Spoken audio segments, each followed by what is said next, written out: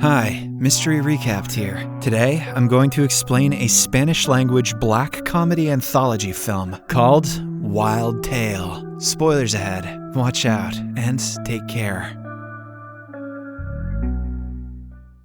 In the opening scene, we are introduced to Isabel, a young, fun-loving girl about to fly to a different city for work. A co-passenger sees her struggle to place her bags in the overhead compartment and offers to help. This starts a conversation between the two, and soon, the chit-chat leads them to talk about their professions. We find out that the man is a classical music critic. In other words, he makes fun of dead people. What an important job. Isabel tries to keep the conversation going and reveals that her first boyfriend was also a classical musician named Pasternak. The name rings a bell in the man's head, and he remembers the worst musical theory he was given to review many years back. The person who submitted the theory was also named Pasternak. The man recalls how he dragged the theory to the ground with his review and ended Pasternak's musical career. That's fine, he later became a great hockey player. Suddenly, Isabel looks at him in surprise, revealing that they're talking about the same person. She was still Pasternak's girlfriend when the review for his music theory came out, and she remembers how he didn't come out of his room for 3 days after the review was published. Just then, an old woman in another row gets intrigued by their conversation. She turns around and discloses that Pasternak was her student years ago in high school. He is still the most unique student she has had because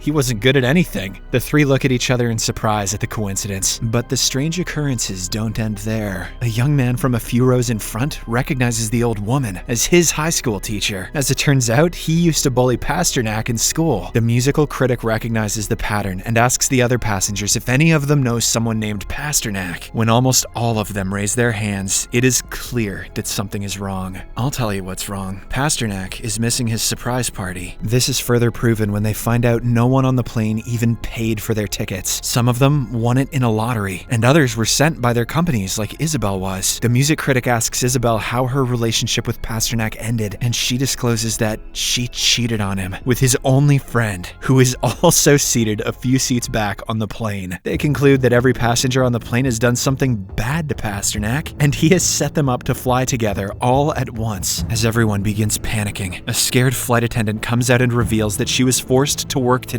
by Pasternak, who is the cabin chief of the flight. She is worried because a few minutes ago, the pilots stopped responding and the door to the cockpit is closed. Somewhere else, an old couple is enjoying the weekend by the pool in silence. Their quality time is interrupted by the faint noise of a flying airplane. They do not think much of it until they notice the plane coming towards them. The story ends seconds before they are hit, leaving the viewers to assume the rest. Those old people must have fucked with Pasternak. The second story in the series takes place in a small diner. One stormy night, a politician named Juan arrives at the empty diner, and the only server, Moza, welcomes him. Right off the bat, Juan is rude and sarcastic towards her. He makes comments about her lack of skills before making his order. Moza stomps to the kitchen, telling the owner of the restaurant that she hates that man. However, it is not for the reason the owner assumes. It turns out that Juan used to be a debt collector in Moza's village a few years ago. He fooled her father into getting into a huge debt, which eventually got him killed. Not even 2 weeks after the death, he tried to seduce her mother, offering her a lot of money. Because of Juan, Moza and her mother had to move out of the village and start a new life in the city. When Moza comments that she wants to tell Juan off, the owner Alexis suggests her a better option. She wants to poison his food and kill him. Moza, shocked at her boss's reaction, asks her if she is being serious. In the following scene, she goes to Juan to see if he needs anything. He makes an unconventional request and asks her to review his election poster. This is when Moza finds out that the man is running for the mayor of the town. Alexis thinks this is all the more reason to kill him, because they would be doing the city a favor. In addition, she has been to jail before and knows that it is far better than her life owning a diner. Still, Moza refuses to kill anyone and goes to Juan with his food. Returning it to the kitchen, she finds out that Alexis poisoned it without her consent. The two look at Juan, enjoying the meal in anticipation, but the poison doesn't seem to affect him. Alexis thinks it is because the poison expires, but wonders if expired poison is more or less dangerous. Next, we see Juan's son join him at the table for dinner. Moza panics because she doesn't want to kill an innocent man. She rushes outside and throws the food at Juan, but it is too late because his son has already had some of it. Juan burns in anger and attacks Moza, ready to kill her. But before he does so, Alexis thinks on her feet and brutally stabs him to death. "The customer is always wrong, bitch." Moza gets up from the floor, covered in the blood of her enemy, who is now dead. In the last scene, she and Juan's son are being helped by the paramedics, while Alexis is arrested by the police. She doesn't show any signs of remorse and is happy to go to prison. Still better than a politician, though. At least she didn't say she wasn't gonna poison him before she poisoned him. The third story takes place on a deserted highway. A wealthy, stuck-up businessman named Diego is driving on his own when he encounters another car swerving past him. Enraged by the driver's lack of driving skills, Diego yells racial slurs at him and gives him the finger. Only a few miles away, he gets a flat tire and has to stop his car right in front of a bridge. He tries his best to fix the tire, but for some reason the car doesn't start. Giving up, Diego calls a mechanic who will be there in half an hour. Right after the call, he notices the car from earlier driving towards him. Knowing that the driver would want revenge, Diego quickly gets inside and locks the doors. As he had predicted, the driver, named Milan, parks his car in front and backs into Diego's car. He goes on to bring out a hammer and smash it several times into the windshield. Diego watches him in frustration, trying to control his anger because he knows he can't do anything. In turn, Milan takes his abuse further by defecating on the car's windshield and peeing on it. After that, he gets into his car and suddenly, Diego's car starts working. Who can pee at that game? With burning rage in his eyes, he drives his car into Milan's and pushes it off a cliff before driving away. In the following scene, we see Milan climbing up the cliff. Having survived the crash, he runs after Diego but cannot keep up with the car. Just when we think their interaction has ended, something takes over Diego and he makes a U-turn, aiming to drive into Milan and kill him. However, before he can, he loses control of his car and falls down the cliff like Milan did. The latter now has an upper hand. He breaks into Diego's vehicle with a crowbar and gets into a fight with him. They struggle for a long time before Milan manages to push Diego off the car with the seatbelt wrapped around his neck. He then sets fire to the gas tank, hoping the car will explode and take Diego with it. But before he can get off, the businessman gains control of his position and holds him back. Back on the bridge, a mechanic arrives and witnesses a loud explosion before hurriedly calling the police. In the last scene, the police are examining the burnt car. The dead bodies are together, which they assume is because they were trying to save each other. The moral of that tale is that roadside assistance takes too long to get there.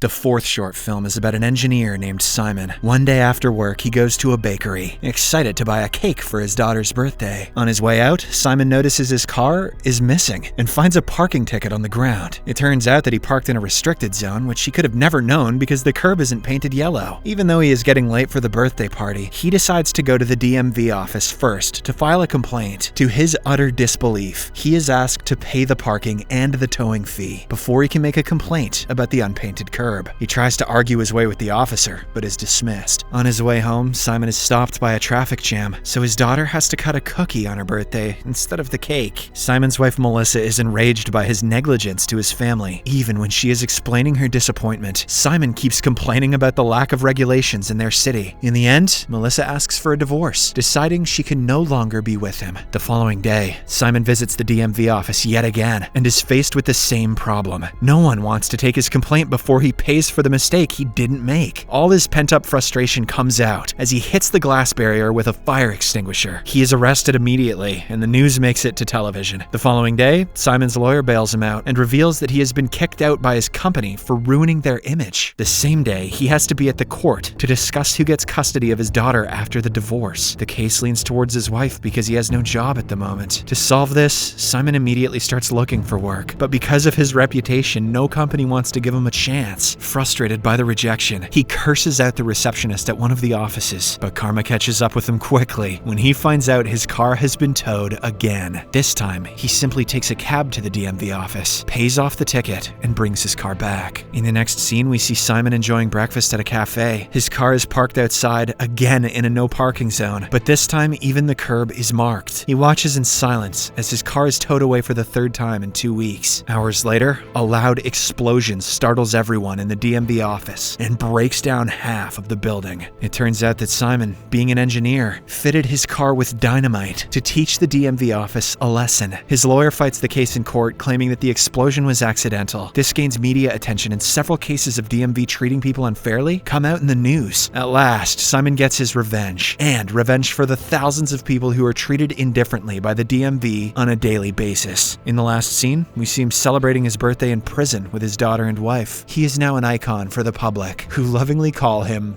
dynamite. The moral of that one is, if you got a problem with the government, just skip straight to the killing. The fifth story starts at the break of dawn, when a young man named Santiago drives home from a club. He goes straight to his parents' room and wakes them up in a hurry. A few hours later, they are watching the news on the television about a hit-and-run case. It is revealed that Santiago accidentally hit a pregnant woman with his car and killed both the mother and her unborn baby. These are getting darker as they go, aren't they? Santiago's father, Romino, is a wealthy businessman, willing to do anything to save his son from going to jail. The family of three panics and calls their lawyer, telling him everything that has happened, and the man promises to get them out of the situation. They are well aware that the police will find the car sooner or later, hence there is no benefit in staying quiet. The lawyer is brainstorming ideas when suddenly his eyes land on the housekeeper Jose working outside in the garden. In the next scene, Romino and Jose are sitting in front of each other in his study room. A worried Romino tells Jose everything about the accident and offers him $500,000 to take the blame for his son. If Jose accepts the offer, the lawyer swears he will get out of prison in less than a year. In addition, his family will not have to worry about money a day in their life. Jose accepts the offer without thinking about it twice. Next, the lawyer takes him to the wrecked car and makes him leave his fingerprints all over the steering wheel. He is also asked to drink a bit of whiskey to make the story seem legitimate. The police arrive right after, and the lawyer tells them the made-up story. Jose also admits to the crime, but the sheriff insists on looking at a few more pieces of evidence before arresting him. He asks Jose to get inside the wrecked car and instantly notices the mirrors are arranged in such a way that he cannot see through them. This means that someone way taller than Jose was driving the car. Seeing that the truth is about to come out, the lawyer bribes the sheriff and brings him to their side. Romino is told that he will have to pay them a few $1,000,000 to get out of the situation. Even Jose demands for an expensive apartment, annoying his boss. The four men gather in Romino's study room to talk about their cuts. They try to take advantage of the situation he is in, demanding an absurd amount for different reasons. Suddenly, Romino loses interest in the matter and tells everyone to get out. He is ready to let his son go to jail then to fulfill their demands. The others think he is just bluffing, but when he goes into his room and locks the door, it is clear that he wants to end the deal. A few hours later, a crowd is gathered outside the house, having discovered where the killer lives. Romino's wife tries to convince him otherwise, but the man remains adamant. Then, the lawyer comes to him with another deal, demanding only $3 million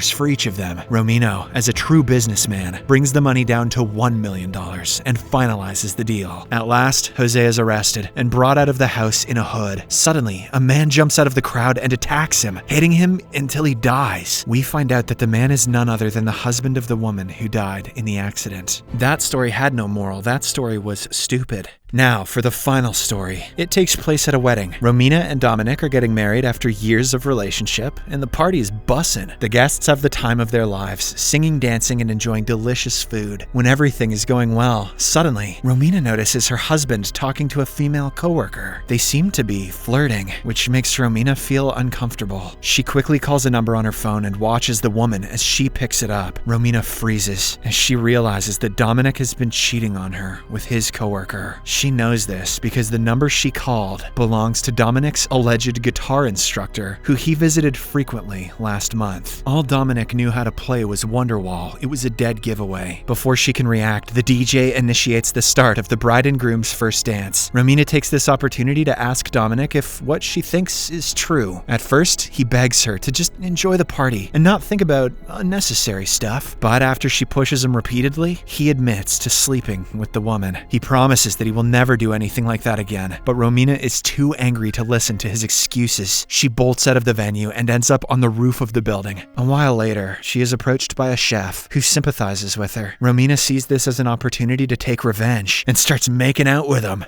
Boner appetit. When Dominic arrives, he sees his wife and the chef making love. Romina shows no regret and instead threatens Dominic that she will take all his property and leave him with nothing. Dominic falls to the ground vomiting, giving her an opportunity to go back to the party. She acts like nothing happened in front of the guests and asks them to enjoy themselves. The party is filled with laughter and dances once again. A while later, Dominic arrives and is pulled onto the dance floor. Before he knows it, Romina is pulling his mistress to dance with her. She goes absolutely manic and throws the woman into a glass door in the middle of the dance. In the next scene, the paramedics are on the scene, taking care of the women. Romina still acts like nothing is wrong and hurries her friends to start the wedding games they had planned. Dominic finally loses his cool and yells at her in front of the guests. His mother takes it further and attacks the bride before being pulled away. The doctors sit everyone down to measure their blood pressure, trying to calm the situation. Just when the guests think the chaos has ended, Dominic gets up and holds a knife. He surprises everyone by cutting the wedding cake and taking a huge bite of it. Shit, Dominic, I thought you were watching your calories. At last, he walks up to his bride, spreading his arms for a wedding dance. To everyone's surprise, they start making out on the middle of the dance floor. When things start getting steamy, they leave the venue quickly, leaving the newlyweds by themselves. The movie ends as the two make love on the table that was supposed to be for their cake. Subscribe for more videos like this, turn on notifications, and leave a like to help the channel out.